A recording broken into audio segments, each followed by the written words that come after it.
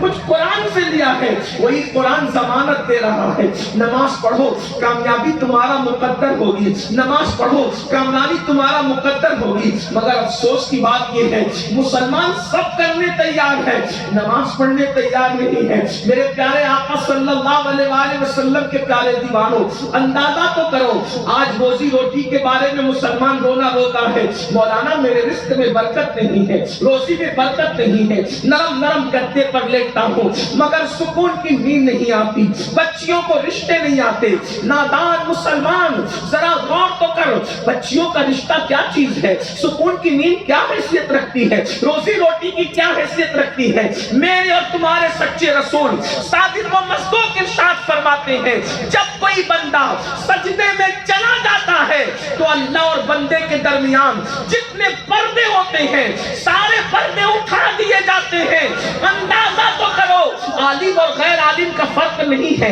نیک اور بد کا فرق نہیں ہے، چھوٹے اور بڑے کا فرق نہیں ہے۔ جو بھی مومن سجدہ کرے گا اس کو اللہ مل جائے گا۔ تو جب سجدے سے اللہ مل جاتا ہے تو روزی کی کیا حیثیت ہے، جب سجدے سے اللہ مل جاتا ہے تو سکون والی نیند کی کیا حیثیت ہے، جب روزی کی برکت سے اللہ مل جاتا ہے تو مقدر کیوں نہیں سمجھ سکتا۔ جس سجدے کی وجہ سے اللہ ملتا ہے دنیا کی کون سی نعمت نہیں مل سکتی۔ اللہ اکبر، جس سجدے کی اللہ مل رہا ہے ذرا سوچو تو صحیح، جسے خدا مل جائے اسے کس چیز کی کمی ہے۔ اسی لیے آپ دیکھیں جب تک مسلمان سجدہ کرتے رہے، جب تک مسلمان نماز پڑھتے رہے، جب تک مسلمان اللہ کی عبادت کرتے رہے، مسلمانوں کو کسی چیز کی کمی نہ تھی۔ جس طرف رخ کرتے کامیابی ان کے قدم چوما کرتی تھی، جس طرف رخ کرتے کامیابی ان کا مقدر تھی۔ جب سے مسلمانوں نے نماز چھوڑ دی، اللہ اکبر، ایک بات میں آپ سے پوچھتا ہوں، بہت طویل گفتگو میں نے نہیں کرنی آپ سے، لیکن اتنی بات پوچھتا ہوں، بتاؤ اگر ہم واٹس ایپ چیک کرنے کے لیے بیٹھتے ہیں تو گھنٹوں چلے جاتے ہیں، فیس بک چیک کرنے کے لیے بیٹھتے ہیں گھنٹوں چلے جاتے ہیں، یوٹیوب پر بیٹھتے ہیں گھنٹوں چلے جاتے ہیں، نماز کے وقت کتنا ٹائم لگتا ہے؟ ایک وقت کی نماز کے لیے صرف 10 منٹ کا ٹائم ہے، اور اگر 5 وقتوں کی نماز کو لے لیں تو 50 منٹ کا ٹائم ہے۔ پتا چلا 50 منٹ دو،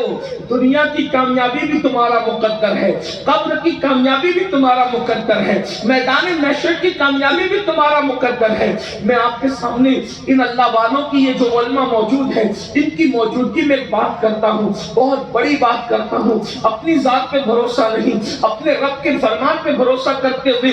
ایک بار نماز پڑھ کے دیکھو، پھر کوئی مسئلہ ہے تو کہنا، ایک بار صرف ایک بار نماز پڑھو۔ بلکہ ایک دعویٰ میں آپ کے سامنے کرتا ہوں، اللہ کے بندو اگر آپ اپنے علماء پر سادات اور مشائخ پہ اعتماد کرتے ہو تو میری بات مان کر کے دیکھو، ایک بار نمازی بن کر کے دیکھو، بلکہ آپ نماز جس مقصد کے لیے پڑھو گے، جو مقصد، وہ مقصد میں آپ کو کامیابی ہو، جو مقصد ہو، مقصد جس مقصد دے کے، لیکن یہ پھر کہتا ہوں کوئی اور مقصد دے کے نماز مت پڑھنا،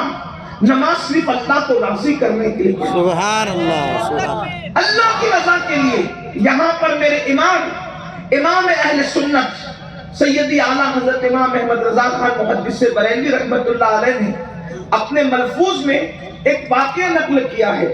اس واقعے کو میں رئیس الکلام علامہ ارشد القادری کی تحریر کا سہارا لے کر اس کے مفہوم کو اپنے الفاظ کے جامع میں پیش کرتا ہوں۔ توجہ کرنا آپ، نماز کیا چیز ہے؟ نماز میرے امام لکھتے ہیں، میں اس کو اپنے الفاظ کے جامع میں پیش کر رہا ہوں، غور سے سننا۔ آپ کو کوئی مسئلہ زندگی میں آئے پھر کہیے، صرف نماز خلوص کے ساتھ، صدق دل کے ساتھ نمازی بن کے دیکھیے۔ ابھی جنت و جہنم کا کوئی ذکر نہیں کر رہا ہوں، صرف نماز کی افادیت اور اہمیت کا ذکر ہو رہا ہے۔ جس مقصد کے لیے نماز پڑھو گے، آئیے کیا مقصد کے لیے آدمی، لوگوں نے کیسے کیسے مقصد کے لیے پڑھا، کامیاب ہوئے۔ امام لکھتے ہیں جس کا مفہوم یہ ہے کہ ایک بہت بڑا ہندوستان کا بادشاہ تھا، بلکہ امام لکھتے ہیں، امام فرماتے ہیں، جس کو لکھا ہے حضور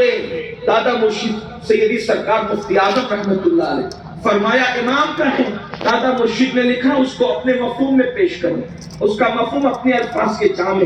ایک بہت بڑا بیدار مغز بادشاہ، عرض ہند جس پر قیامت تک ناز کرتی رہے گی، جس نے اس زمین میں ہندو مسلم کو برابر کے حقوق عطا کیے، اس بادشاہ کو دنیا اورنگزیب عالمگیر کے نام سے جانتی ہے۔ سبحان اللہ۔ اس بادشاہ نے جس کسی کو بھی انصاف دینے کی بات آئی سب کو انصاف دیا، یہ ایک الگ سا عنوان ہے۔ دیکھیے کسی بھی بادشاہ کے کردار کے متعلق ہم مکمل طور پہ نہ تائید کرتے ہیں نہ مخالفت کرتے ہیں، اس لیے کہ سیاسی لوگوں کی زندگی میں خوبیاں بھی ہوتی ہیں اور خرابیاں بھی ہوتی ہیں۔ سیاست کرنے میں آدمی کبھی غلطی بھی کرتا ہے، صحیح بھی کرتا ہے، اس لیے میں کسی بھی بادشاہ کی نہ مکمل حمایت کرتا ہوں نہ مکمل مخالفت کرتا ہوں، بلکہ علماء بیٹھے ہیں، اگر اپنے امام کے لب و لہجے میں کہوں بادشاہ تو اپنی جگہ ہے، کسی بھی کتاب کی نہ مکمل حمایت کی جا سکتی ہے نہ مکمل مخالفت کی جا سکتی، جب کتاب